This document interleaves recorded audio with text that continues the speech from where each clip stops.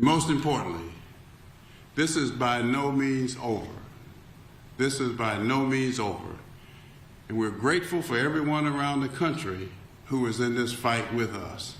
And they're with us from every corner of this great nation.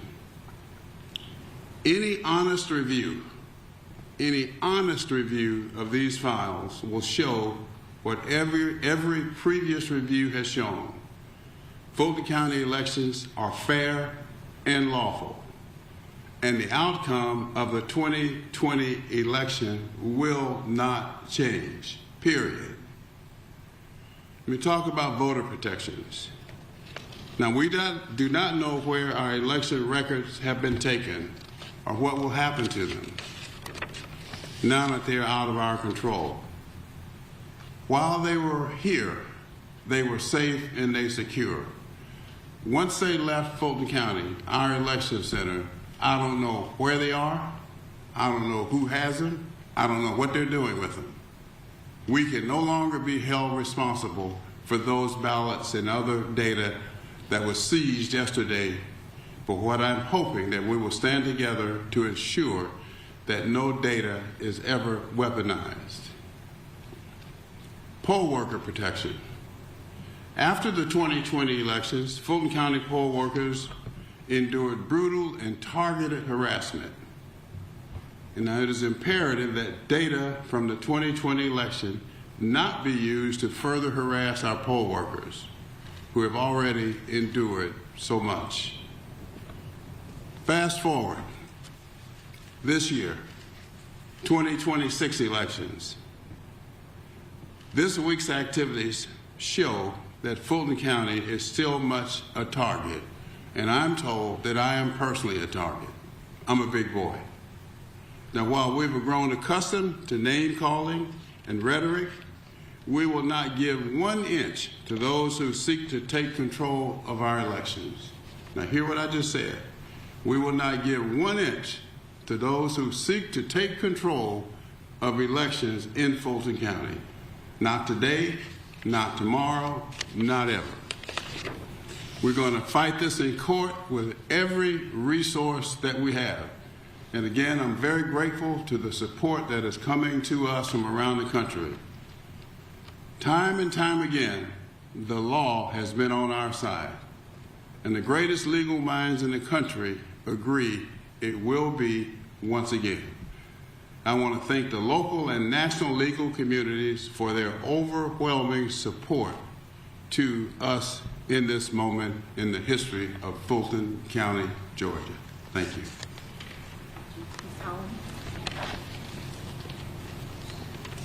I just want to say that Fulton County's Department of Registration and Elections has continued and will continue to maintain efficient, transparent, and accurate elections and election results.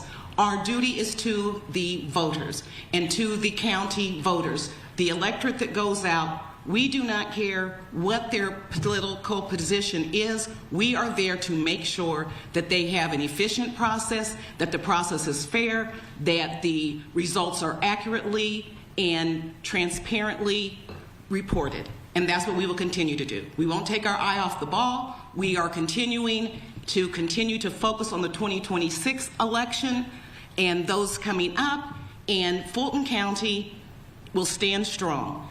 As the chairman said, poll workers have been targeted. We sometimes have difficulty recruiting poll workers because they are concerned about being subject to abuse. And I just want to thank the department and all of the staff that worked tirelessly yesterday until 9 o'clock at night and fully complied with the FBI. Even if we were surprised, we were able to efficiently comply, to discuss, and to make sure that what they were requesting we complied with. Do we have concerns about the process? Are we concerned about the material, about voter information, and what will happen to personal, private information of voters? Of course we are, but that was out of our hands yesterday. We, like the chairman said, we will continue to be vigilant.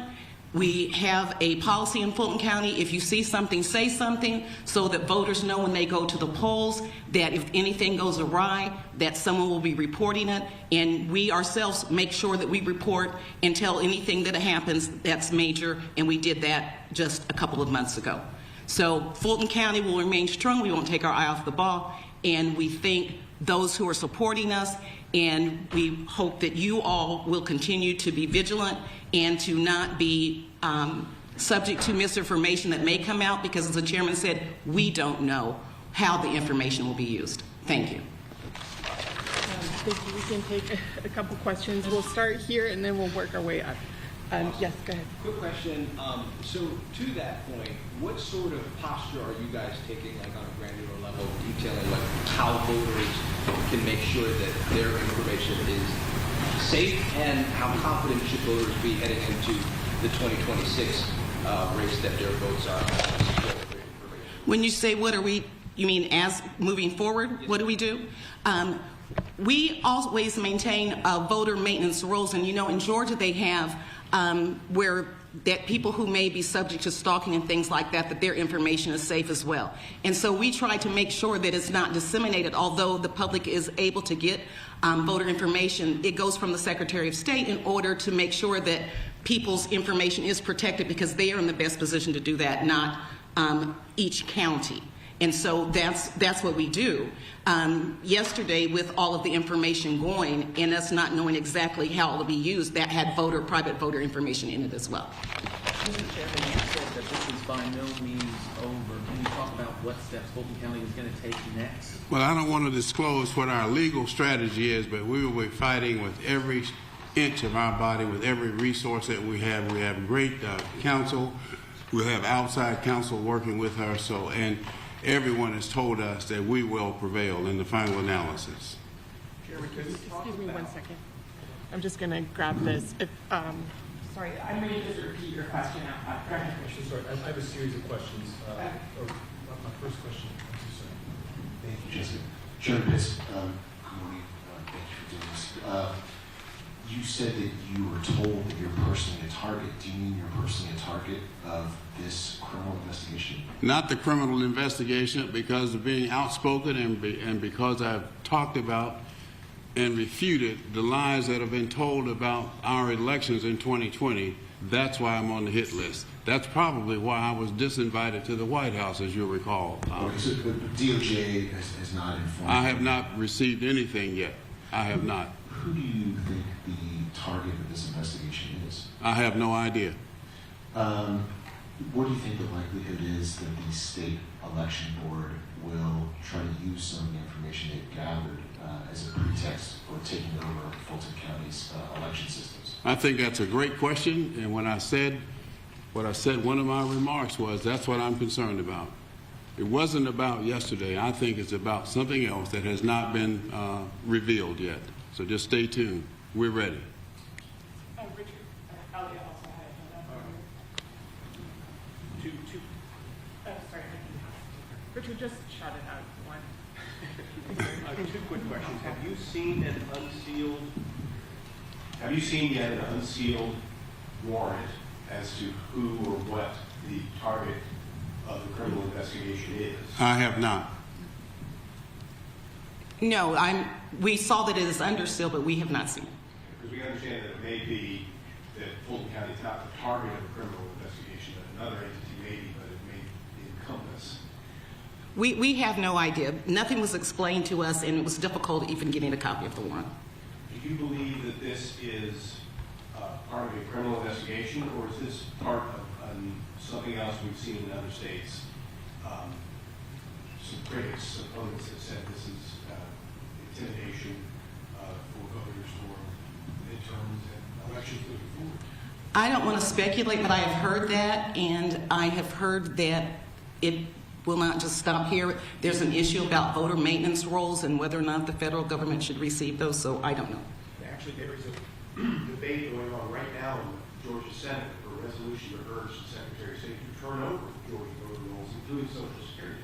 And the Secretary of State has turned over what, according to the law, from what I understand, was allowable. And Director Allen, do you know exactly how many records roughly were taken yesterday, or how many boxes?